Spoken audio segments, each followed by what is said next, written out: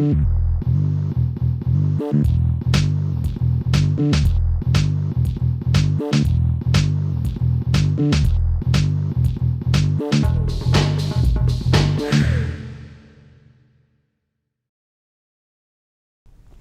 biggest challenge, without a doubt, is to keep pace with language change.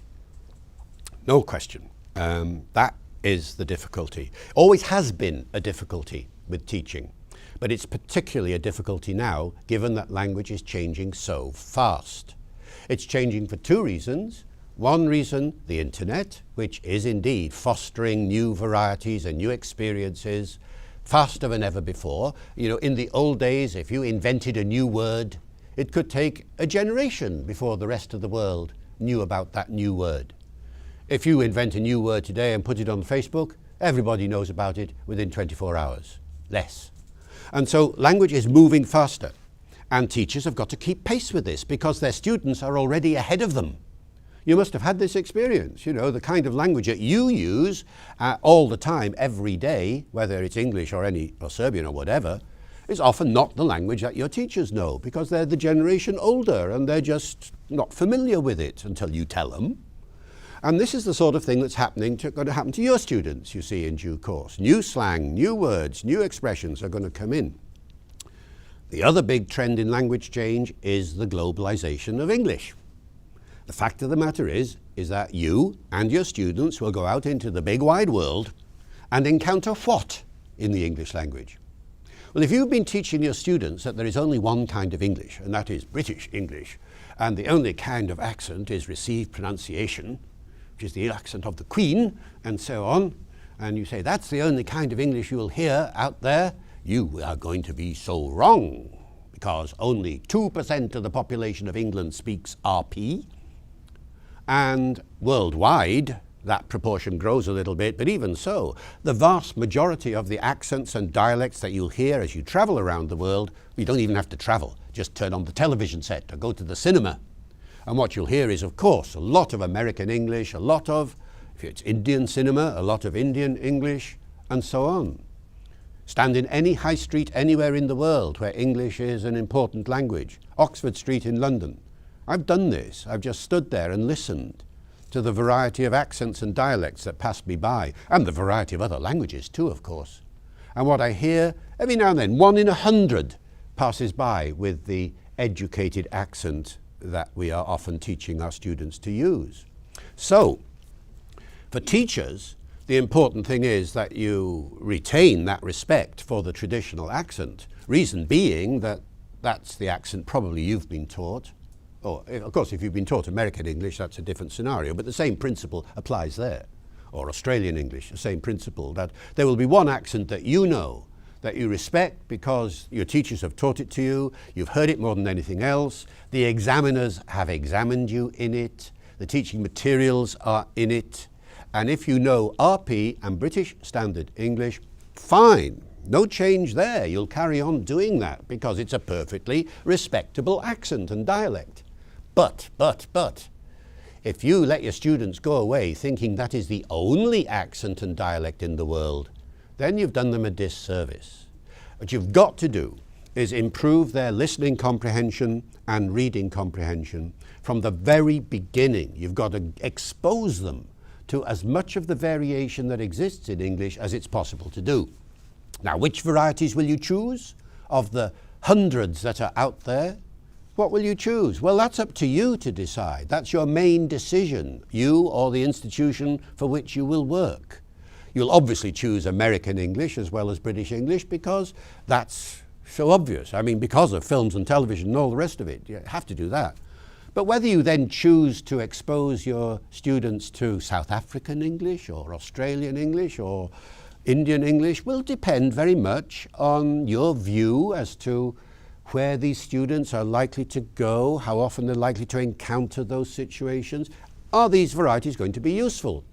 And even if they're not, it's worthwhile spending a little bit of time just dropping them into a scenario where you've never heard anything like this before, guys, and you just play them a bit of, say, Indian English or Nigerian English or something like this, and just let them flounder a bit, and then sort out some of the differences, point to some of the differences and say, notice this, notice this. It tunes the ears, you know, it gets them ready for difference. That's the point about language change. It makes yourself ready to encounter anything. And forget that old notion that there is just one kind of thing that you would want to call correct English. Now, footnote here. That's the philosophy of the classroom.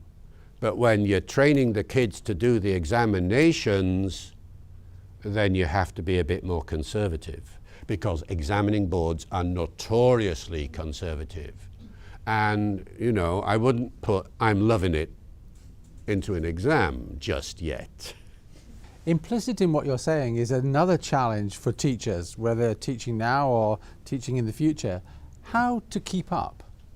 And bear in mind, they're not linguists with time to analyse all that's going on. How does a busy teacher keep up with the changes in the language and perhaps changes in pedagogy? I've no idea. I mean, this is your problem, it's not mine. I thank the Lord every day that I am not a teacher. I said in the lecture just a little while ago, you know, if I were in charge of the world, I would want the world to recognize there are two most important jobs in the world. The most difficult jobs in the world are not brain surgery and nuclear physics and so on. They're easy. No, the two big jobs are, first of all, translating and interpreting, and secondly, language teaching.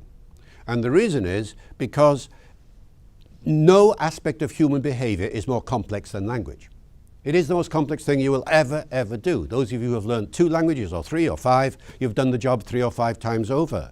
But think what's coming out of my mouth now, you know, 40 odd sounds, phonemes, whatever you call them, combined into several hundred syllables, superimposed, there's all sorts of intonation and rhythm and stress and so on, combined into 3,000 or 4,000 grammatical constructions with how many words? 50,000, 100,000 words, depending upon the size of your vocabulary, but at least 50,000 words for average speakers of English. And it's all coming out, along with all the politeness and the discourse features and the rhetoric and the jokes and so on. It's all there, you know, and you do it in 2 languages, or 3, or 5. And, you know, remember, 3/4 of the world's population is bilingual. To be monolingual is the exception around the world. And so here we have a situation, and you have to teach it. Well, good luck, you know. And just briefly, your recommendation, what government should do about teacher salaries? Oh, if I were in charge of the world, yes. The biggest bit of applause I got in the lecture in there this morning was when I said that teachers' salaries should be increased by a factor of at least 4. You know, 4 times the amount. But that, I said, I'm not in charge of the world, so that isn't going to happen. But that is the point, you know, that kind of complex professionalism needs to be reflected in salary scales and all sorts of things. And there has to be time, you see. That's it. You have to find the time to do effectively the research into the question. Well, of course, not everybody has to do it. If a group gets together, they can hammer out a syllabus and focus on these global differences quite quickly. There are books out there now and courses called Global and things of that kind which are trying to do this for you. So some of the job has already been done. But the job is now much easier than it was a decade ago. And the reason is the internet.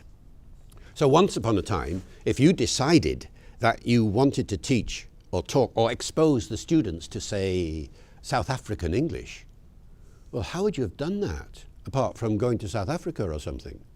These days it's so easy. Just type South African English into Google and up will come the latest South African newspapers, the audio will be there.